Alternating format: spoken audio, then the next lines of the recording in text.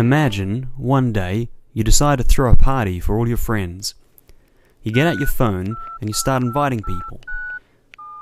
You want a really big party, so you say, anyone can come. And on the big day, you get your place ready for the party. And you're really excited to see everyone. And pretty soon, the guests all start arriving. After a while, everyone you're expecting has arrived and you're having a really good time. But then the doorbell goes, and you think, I wonder who that is. Must be someone I've forgotten about. And it is. Someone who you definitely did not want at the party. It's your neighbour Brian. Brian has to be one of the most annoying people you know.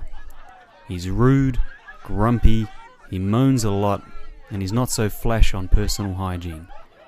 He's the last person you want at your party. But before you know it, he goes straight inside without even saying hello. And he goes up to your guests and he's rude. He helps himself to drinks and food. And he generally acts a little weird towards your friends. And understandably, you feel pretty upset, embarrassed and angry. And before long, you go over to Brian and tell him, that's it, it's time for you to go. And you throw him out of your party. Once he's gone, you feel relieved. You go back to the party and start to enjoy yourself. But after a while, you hear the doorbell again.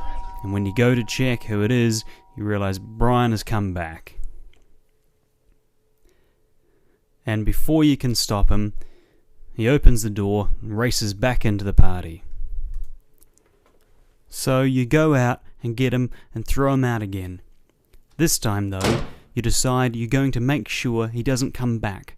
So you decide to stand by the door and make sure he can't get back in. And this works fine.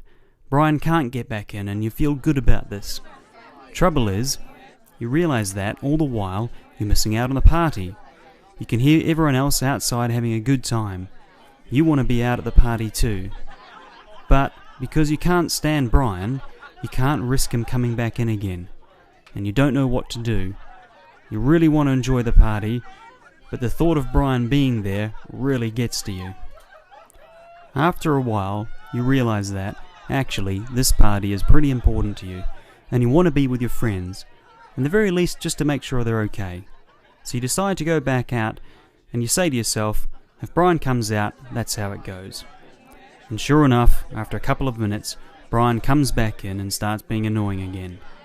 But this time something's different. You don't ignore him, because he's pretty hard to ignore, but you decide just to get on with the party and talk with your friends, and you start to notice some interesting things. First, you find that even though Brian is still there, you're actually having an okay time. Sure, it'd be better if he went home, but at least you're not stuck at the door, missing out on the party. Second, you notice that when you're not trying to get rid of him all the time, he calms down a little bit. He's still a pain and still smells, but he's not so rowdy. And then after that, you start to notice some other things about Brian you hadn't actually seen before. Like that he has a quirky sense of humour, even though it's buried pretty deep. And he even makes a couple of friends of yours laugh. And you wonder to yourself, what will you do next time you have a party?